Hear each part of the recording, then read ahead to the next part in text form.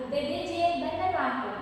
Di sini saya akan menjelaskan bagaimana peran ontologi, epistemologi, dan aksiologi dalam membentuk dasar-dasar filsafat ilmu. Oke, di sini ada ontologi, epistemologi, dan aksiologi adalah tiga pilar utama filsafat ilmu. Nah, yang berperan sebagai landasan-dasar dalam pembentukan, pengembangan, dan penggunaan ilmu pengetahuan.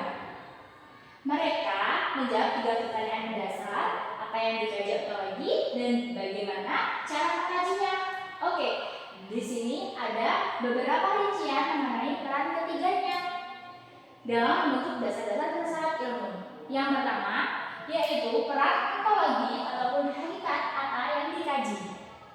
Ontologi bertugas menetapkan objek kajian ilmu, menjawab pertanyaan apa, realitas atau hakikat dari sesuatu yang dipelajari. Nah, untuk peran itu sendiri yaitu membatasi ruang lingkup agar tidak tumpang tindih, di mana ontologi memastikan ilmu tersebut meneliti entitas yang nyata atau dapat diamati, ataupun empiris, dan membedakan antara hal yang ada, B, dan hal yang tidak ada. Berarti dibedakan antara hal yang ada dan yang tidak ada.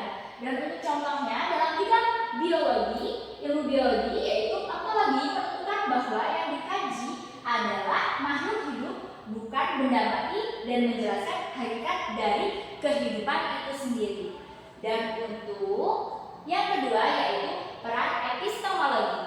Peran epistemologi atau metode ataupun cara mendapatkan ilmu. Cara mendapatkan ilmu di mana fokus pada sumber metode validitas dan kebenaran pengetahuan, di mana menjawab pertanyaan bagaimana. Oke, perannya yaitu menentukan cara-cara ilmiah yang valid untuk mendapatkan pengetahuan ataupun metode ilmiah. Nah, seperti observasi, eksperimen, inferensi, atau dedukasi. Epistemologi menjamin bahwa ilmu pengetahuan dapat dipertanggungjawabkan secara logis dan empiris. Nah, untuk yang contoh dari seperti observasi, ya benar, itu sebuah pengamatan yang dimana harus secara logis dan empiris dan patut dipertanggungjawabkan. Dan untuk contohnya itu ada dalam fisika. Epistemologi menentukan bahwa kebenaran didapat melalui metode eksperimen. Eksperimen yang ketat, pengukuran yang akurat, dan analisis data, bukan sekedar opini saja. Oke, berarti itu berupa fakta. Dan yang ketiga ataupun peran aksiologi yaitu nilai dan kegunaan ilmu. Aksiologi berfokus pada tujuan dan nilai guna ilmu, menjawab pertanyaan untuk apa ilmu digunakan. Nah, itu mempunyai peran menentukan moralitas dan etika ilmu. Aksiologi memastikan bahwa perkembangan ilmu pengetahuan tidak hanya cerdas secara teknis, tetapi juga bermanfaat bagi kemanusiaan sosial dan tidak merusak lingkungan.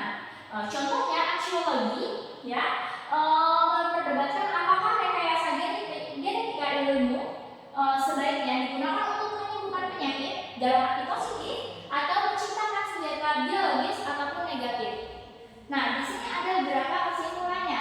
Kesimpulan dari hubungan ketiganya yaitu ilmu pengetahuan tidak akan kokoh tanpa ketiganya. Berarti saling berkaitan, oke? Nah, yang pertama yaitu tanpa ontologi ilmu kehilangan objek ataupun gambarannya, dan tanpa epistemologi ilmu kehilangan metode ataupun bagaimana caranya. Yang terakhir ataupun tanpa aksiologi ilmu kehilangan arah dan berpotensi merusak itu semuanya. Nah, ketiganya saling mengikat ilmu. Saling mengikat ilmu untuk tetap berada pada koridor kebenaran ontologi, epistemologi, dan aksiologi. Nah, demikian adalah peran ontologi, epistemologi, dan aksiologi dalam membentuk dasar-dasar filsafat ilmu.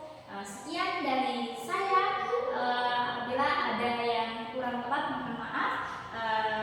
Saya akhiri. Wabillahi taufiq wal hidayah. Wassalamualaikum warahmatullahi wabarakatuh.